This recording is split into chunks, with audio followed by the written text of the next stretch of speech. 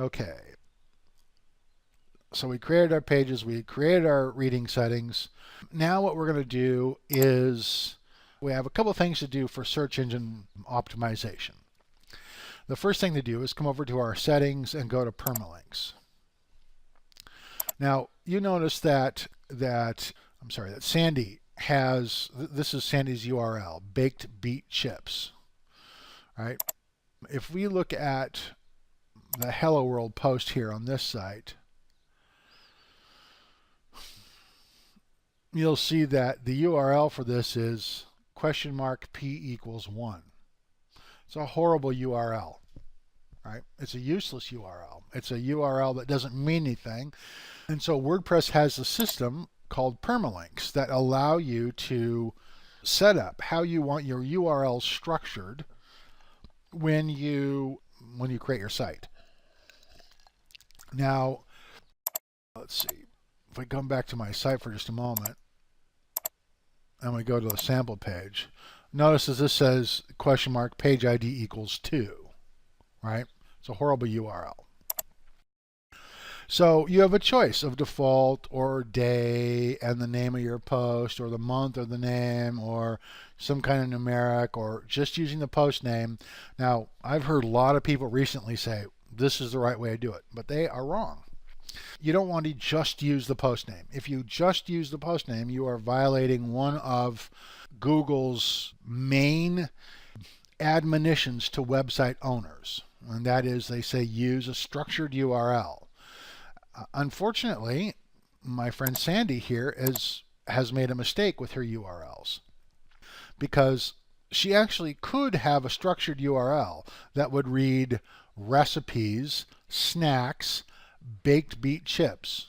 But because she listened to somebody other than me about how to set up her URLs, all she has, all of her recipes, all have no structure behind them.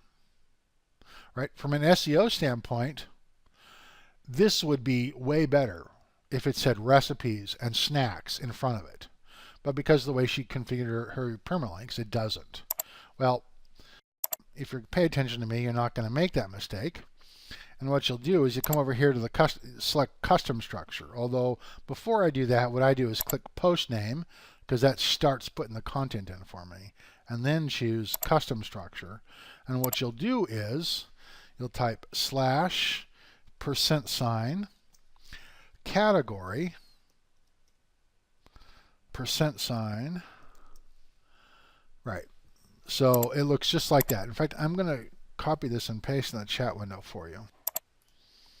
It's very easy for you to take this way.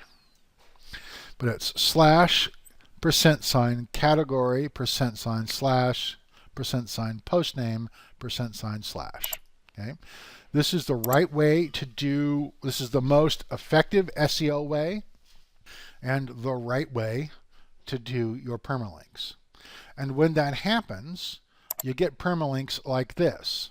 So yeah, bybwebsite.com/seminars/thesis theme 2 seminars/how to customize the post box in thesis. Now this URL is structured in such a way that it complies with Google's recommendations, right? If you're just reading this URL, you can tell what this is going to be about, right? And if you didn't know that baked beet chips was a recipe, you might not know what this is about, right? Her SEO would be way more effective if she had category /post name instead of just post name, because then she would have her categories in front of that in the same way that this has it. Now I'm going to show you another example of this. I have this site that I use for demonstrating this category stuff on. And so, you know, on the blog, I've got all these different posts about fruit, right? And then I have a bananas, let's see, well, I have a bananas category. And if I go to this banana, you can see it says bananas /vente coho banana, right? So that's the category name and that's the post name. I come back over here to apples. Now I actually have yellow apples, green apples, and red apples. So if I come over here to the Irish peach post, you can see it's apples, green apples, Irish peach. All right. We'll talk about how categories work and how to use them. But this is a critical component to, even if you're not using blog posts, right?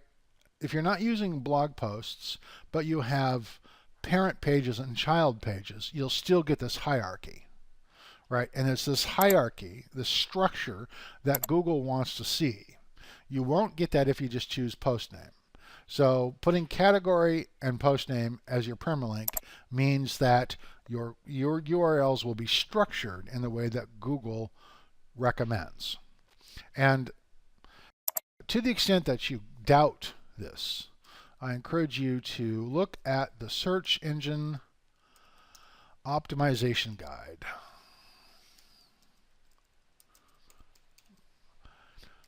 And not that one, Google Search Engine Starter Guide. That's what it is. This is the actual name of their document. Google Search Engine Optimization Starter Guide. And here it is. Oh, whoops, I grabbed the 208 version, but you'll see there's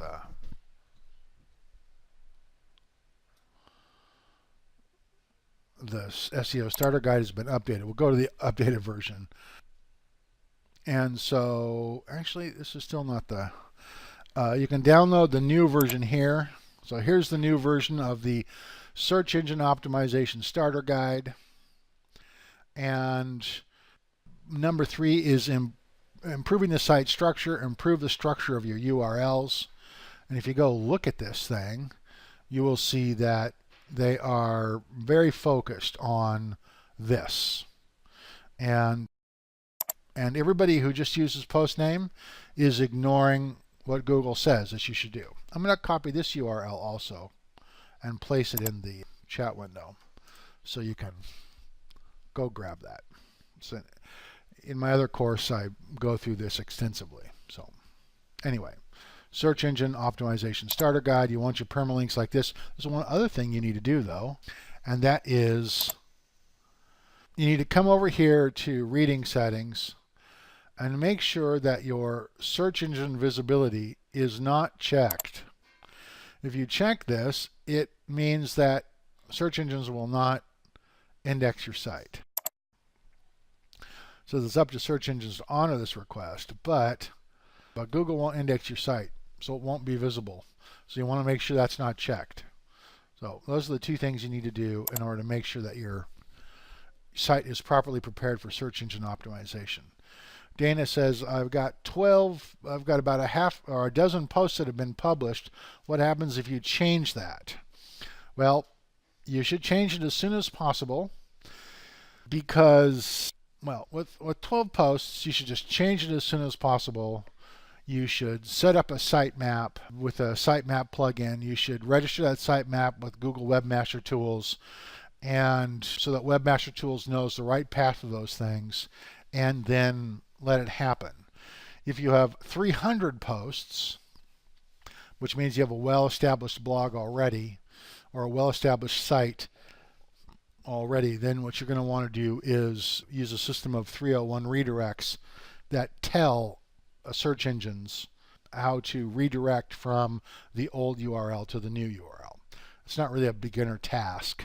If you're at the beginning of your process, change it now as quickly as absolutely possible and go on from there.